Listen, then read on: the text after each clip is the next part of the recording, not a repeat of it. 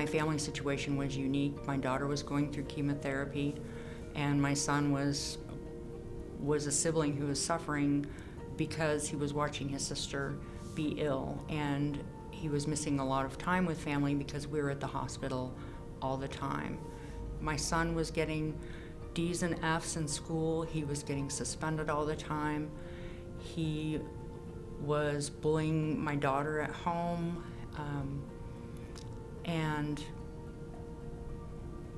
it was so difficult to take care of an ill child and give enough attention to the sibling, and Wraparound helped us find that balance. One of the best things that happened was the family support provider went to the school, and my son said that he was being bullied and no one believed him, and he was always getting caught when he retaliated for the bullying. And so when the FSP went to the school, she found a teacher who went out on the playground and spied on the kids. He hid in the bushes and spied on the kids, and he caught the boys bullying my son. And from that day forward, my son didn't get in fights at school anymore.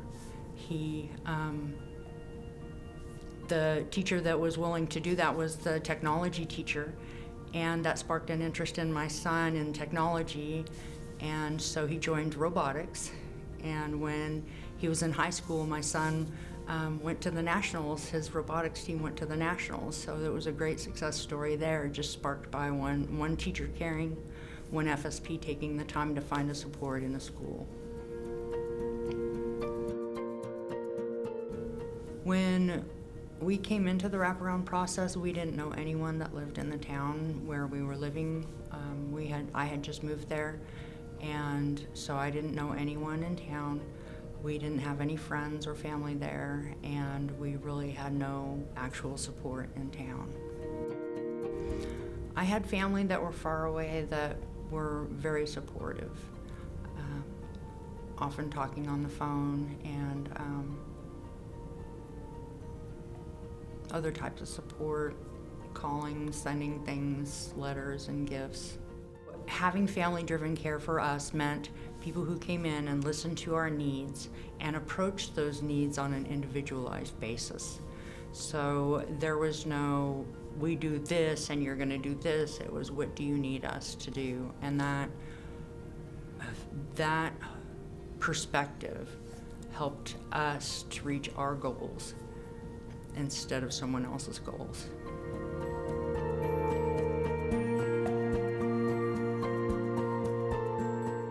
When I was going through the wraparound process, the family support provider encouraged me to become the parent leader of the family support group. And I was really shy, I was socially phobic, and it was really a big step for me. And she continued to encourage me and told me she would be with me every step of the way, and she was. And so I became the parent leader of the family support group. The wraparound process was just the beginning for our family. When the family support provider told us we were ready for graduation, I was terrified. I was like, no, I can't lose this support. I'm not ready, we're not ready.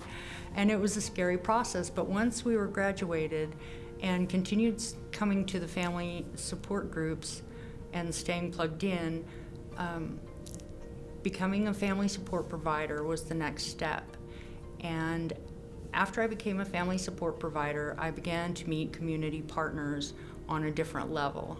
And there was a lady from a church who asked me if I would be a facilitator of the Interagency Council in Muskogee, so I began to do that.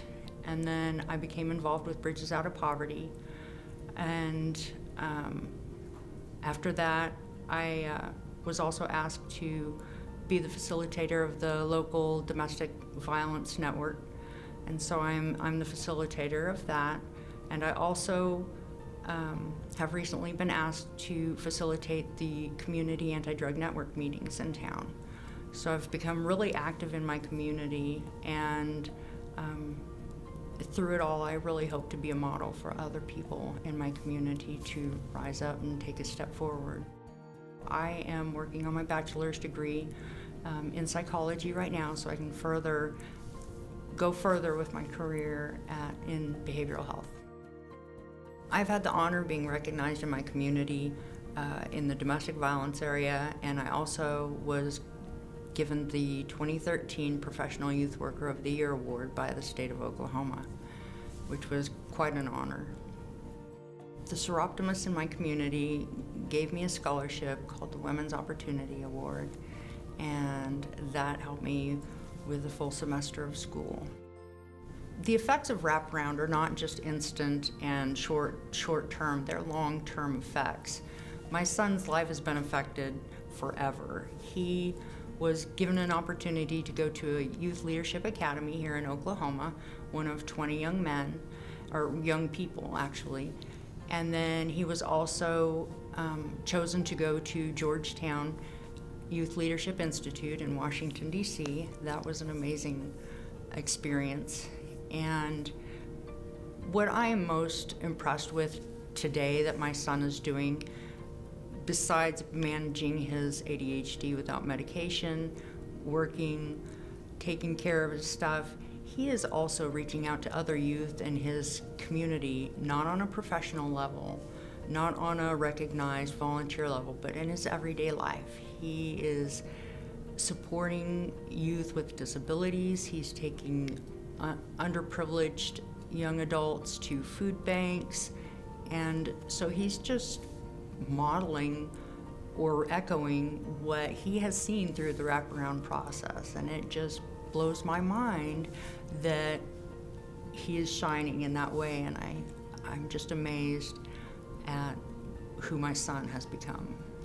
If I were to talk to a family who is considering the wraparound process, what I would say to them is take the time to make sure you're ready to commit, and then commit. When you're ready to commit, put both feet in, and follow the wraparound process as the care coordinator and the family support provider lead, because the process works. No matter how many times you mess up, no matter how many times you get off track, the process works. What I would like to say to service providers who may be considering partnering with wraparound team or want to know what the wraparound process is going to do for the families that they serve, I would say that the wraparound process is like Miracle-Gro for your process. So if you are a DHS worker, a counselor, a school liaison, and you're serving a family and want to see them get farther than what you can do, introduce them to the wraparound process, because the wraparound process partners with those in the community and helps you all build a plan to serve the family where you all come from to where the family needs to go.